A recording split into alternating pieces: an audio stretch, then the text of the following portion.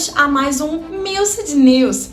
E hoje iremos fazer algumas observações e curiosidades sobre a cidade de Saquarema, mais conhecida também como a capital nacional do surf. Vamos começar então falando sobre 7 importantíssimas curiosidades sobre o local: a população, o trabalho, o rendimento, a saúde, a educação, o território e o ambiente. Boa tarde, Letícia. Bom, os últimos registros gerais foram em 2016.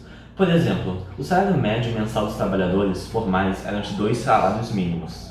A ocupação é de aproximadamente 83,750 pessoas.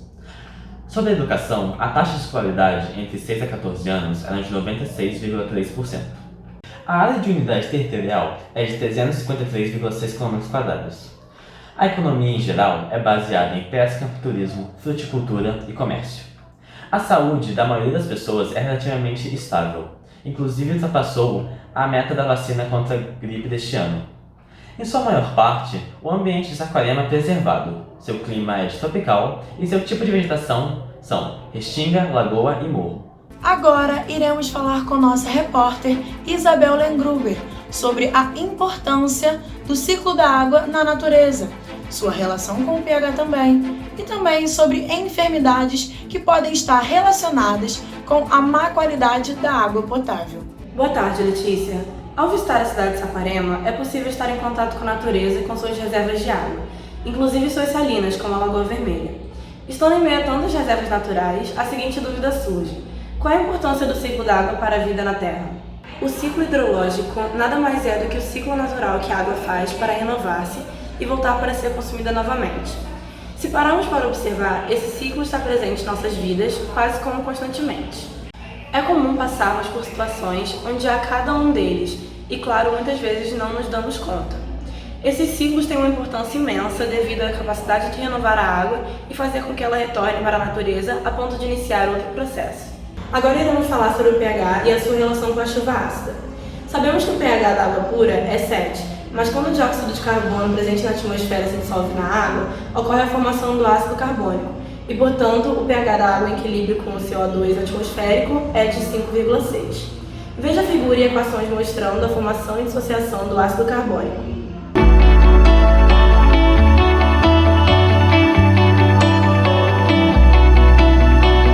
Agora iremos falar sobre as consequências da chuva ácida. Para a natureza, as consequências são a destruição da cobertura vegetal, expondo o solo à erosão, e a acidificação, que também afeta as águas dos rios e dos lagos. Quando a acidificação atinge o solo e estas águas, os seres vivos que habitam nesses locais são afetados e os locais onde vivem se tornam impróprios para abrigar alguns organismos, levando-os à morte. O aumento da acidez na chuva ocorre principalmente quando há um aumento na concentração de óxidos de enxofre e nitrogênio na atmosfera. Estes óxidos e o óxido de carbono são chamados de óxidos ácidos, porque em contato com a água, nesse caso da chuva, formam ácidos. As doenças causadas pela chuva ácida são asma, sinusite, problemas no nariz e garganta, probabilidade de desenvolver uma conjuntivite, predisposição a uma broncopneumonia, riscos de enfisema e doenças cardiovasculares. Agora falaremos sobre as enfermidades causadas pela água contaminada. Denominamos de água contaminada aquela que é capaz de colocar em risco a saúde da população, graças à presença de agentes tais como bactérias, protozoários, substâncias tóxicas, como metais pesados. Essa água, diferentemente da potável, não deve ser utilizada para consumo humano e nem mesmo para fins recreativos. A contaminação da água pode ocorrer de várias maneiras, destacando-se a poluição por esgoto, metais pesados, agrotóxicos e fertilizantes. Todos esses tipos de contaminação ocorrem principalmente como consequência do descarte inadequado dessas substâncias e por acidentes que poderiam ser evitados se fossem seguidas as regras básicas de segurança. Doenças que podem ser transmitidas pela água contaminada: diarreia, giardíase, leptospirose, cólera e febre tifoide. Um dos maiores pontos turísticos de Saquarema é a Lagoa Vermelha. Iremos mostrar a vocês o porquê, tanto no Mar Morto quanto na Lagoa Vermelha, há mais facilidade de flutuar. E também o porquê em mares tem mais facilidade de flutuar do que em piscinas. Você sabe o porquê das pessoas boiarem com mais facilidade na Lagoa Vermelha quanto no Mar Morto também? Então, Isso é causado pela densidade de sua água, que é muito mais densa que a água doce. Devido ao clima, a água da superfície evapora e o sal dissolvido permanece, fazendo com que a água contenha um aumento na salinidade. Então, assim, 1/4 deste mar é composto por sal dissolvido em água. Mais uma curiosidade sobre a Lagoa Vermelha é que ela é usada para banhos medicinais. Quer saber o porquê? Confira com o nosso repórter Germano Kovalevski. Boa tarde, Letícia. Bom, em Saquarema é encontrada a Lagoa Vermelha, que muitas pessoas usam pelos fins medicinais. Mas você sabe a causa desse motivo? Bom, como sabemos, a Lagoa Vermelha é um lago na qual se tem cerca de 100% de água salgada. E graças a essa concentração de sal e a presença de hidrogênio sulfuroso, coopera para tratamento de doenças de pele e reumáticas. Vamos falar agora sobre um dos pontos turísticos importantíssimos sobre a região de Saquarema, que são as salinas, que é produzido o sal marinho, refinado e o iodado. Fique ligado para saber como anda a qualidade do sal marinho na região dos lagos. A produção do sal já foi uma das principais atividades para a economia da região dos lagos. De acordo com o Sindicato da Extração de Sal da região, nos últimos anos o número de salinas ativas caiu de 54 para 20 e a produção, que era em torno de 80 mil toneladas, caiu para cerca de 20 mil toneladas. Hoje é possível ver que os salineiros estão preocupados. Houveram algumas mudanças na água nos últimos 30 anos, com a presença de mau cheiro e cor estranha.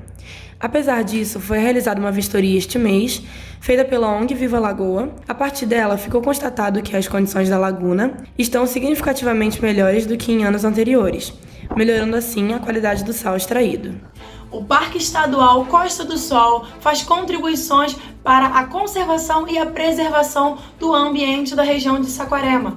Isso tudo em questão da relevância ambiental. Fique ligado para saber mais com a nossa repórter Maria Eduarda Avelino. Dentre os objetivos que orientaram a criação do parque, o Ministério Público do Estado do Rio de Janeiro destaca a importância da Unidade de Conservação Estadual de Proteção Integral para a preservação de remanescentes da Mata Atlântica e ecossistemas associados como restingas, mangues e lagoas, que por sua vez se apresentam em áreas litorâneas, além da proteção de populações de animais, plantas nativas e comunidades tradicionais. Houve também a elaboração do Plano de Manejo do Parque Estadual da Costa do Sol. O Plano de Manejo é um instrumento fundamental de planejamento e gestão ambiental de uma unidade de conservação. A falta de plano de manejo efetua na carência do principal instrumento de planejamento e de gestão ambiental, o que inviabiliza o atingimento dos objetivos propostos da criação da unidade de conservação e implica em uma atuação funcional, limitada, parcial e insuficiente do órgão gestor, que é o Instituto Estadual de Floresta. Agora nós iremos para os comerciais, mas fique ligado que já já nós voltamos e falaremos mais um pouquinho sobre a região de Saquarema.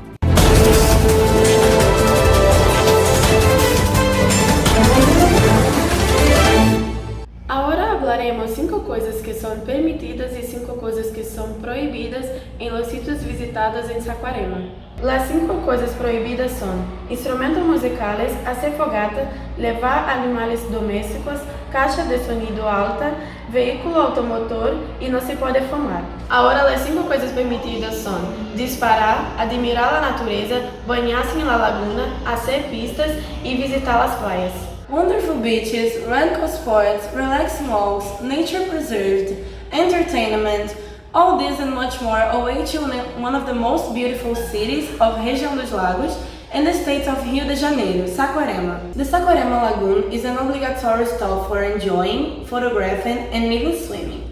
There are things only nature does. Saquarema is one of them. The Red Lagoon is a complex composed of 3 lakes connected by a canal, surrounded by salines and beautiful vegetation full of bromeliads and other species. Among its beaches is Itaúna Beach, known as the Sacred Temple of Surf, offers the best waves in Brazil, and the Massambaba Beach, an area of environmental preservation ideal for ecological tourism. Come visit the wonders of Saquarema and enjoy the day in touch with nature.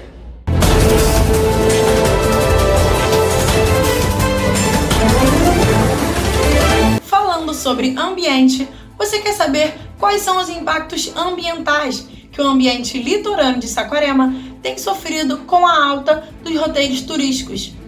E quais são as mudanças do ambiente ao longo desses anos. Estamos aqui com a Adriana, eu queria fazer uma pergunta. Por acaso o ambiente litoral de Saquarema já sofreu algum impacto ambiental? Então, aqui a gente está em Vila Tur, né? Que Vila Tur é um bairro de Saquarema, tá? Aqui em Vila Tur ainda é pouco conhecido, turisticamente falando, né? Então, ao meu ver, não tem muito impacto relacionado ao turismo, tanto positivo quanto negativo. Então, por acaso os turistas que vêm aqui, eles têm algum impacto com o ambiente litorâneo de Saquarema? Então, na verdade, a região dos lagos como um todo é um destino turístico, sendo que alguns municípios já são consolidados, Arraial, Búzios e Cabo Frio, que sofrem com a alta, né, do turismo em massa. Saquarema ainda é uma cidade que, apesar de ser mais próxima do Rio de Janeiro, não sofre tanto com o turismo aqui. Bom, outra pergunta é, quais mudanças o ambiente tem sofrido ao longo dos anos? Então, Saquarema como um todo tem sofrido mudanças antrópicas, né, voltadas ao ser humano, e essas mudanças são mais pela especulação imobiliária, já que Saquarema tem tantas riquezas naturais, assim, praias, cachoeiras, lagoas. Então as pessoas saindo do Rio de Janeiro, saindo de grandes cidades, querem vir morar aqui, né, pela região. Então é mais pela especulação imobiliária mesmo. Muita gente, muita poluição, né, e aí tem que ser feita uma estrutura diante dessas mudanças. Mais uma curiosidade: em 1823 houve um conflito que fez com que a região dos lagos fosse uma área produtora de sal importantíssima. Saiba mais com nossa repórter Carolina Spinato. Boa tarde, Letícia. A região dos lagos passou a ser uma das mais relevantes regiões produtoras de sal em 1823. E um dos maiores compradores era o Rio Grande do Sul, que utilizava o sal para a produção de charque. Após isso, em 1834, Antônio Rodrigues Fernandes Braga foi nomeado presidente da província pelo governo. Isso não agradou aos grupos de domínio do Sul. Seguindo as ordens do Rio de Janeiro, Antônio Rodrigues criou novos impostos, inclusive para o sal. Os sulistas já estavam revoltados com a não cobrança de impostos dos charques argentino e uruguaio. A nomeação do presidente para a província e os novos impostos criados foram ápice para a ocorrência da Guerra dos Farrapos. Com o início do conflito, o Rio Grande do Sul entrou em guerra com o governo brasileiro. Consequentemente, parou de comprar o sal da região dos lagos. Mais uma curiosidade para vocês, dessa vez sobre a vida pré-histórica na região de Saquarema, mais conhecida como os Sambaquis, e também sobre os povos indígenas na época do domínio português, sobre seus hábitos, sua vida social e seu desenvolvimento. Boa tarde, Letícia. Bom, além da beleza de Saquarema com paisagens lindas e um ótimo lugar, também temos sua história, que conta sobre os Sambaquis da Beirada, primeiro grupo humano que chegou à região onde hoje se localiza o município de Saquarema. Na Praça de Sambaqui da Beirada, encontra-se também preservada a densa vegetação de restinga, representada pela disposição em mosaico, pela composição florística e espécies de valor medicinal e alimentar, e aberta à visitação pública. Esses índios moravam em choças, feitas de sapé ou tábua com uma porta em cada extremidade e sem repartimento no interior.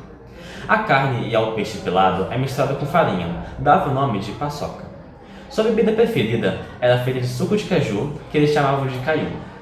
Tinham sempre guardado na choça a farinha de mandioca, carimã, e a usavam para fazer um bolo enroscado chamado o beijo, de onde vem o nome do beijo. Agora, preste atenção e reflita sobre os problemas que há tanto em Saquarema quanto em nosso planeta Terra. Para finalizarmos o Milcid News, aqui está uma reflexão sobre os moinhos de vento serem vistos como problemas gigantes para a literatura, como uma metáfora. Os problemas da vida devem ser levados como desafios, pois são eles que mostram o seu verdadeiro eu interior, formam o caráter e mudam sua perspectiva sobre tudo que há no mundo. Muito obrigada por assistirem e até o próximo Milcid News.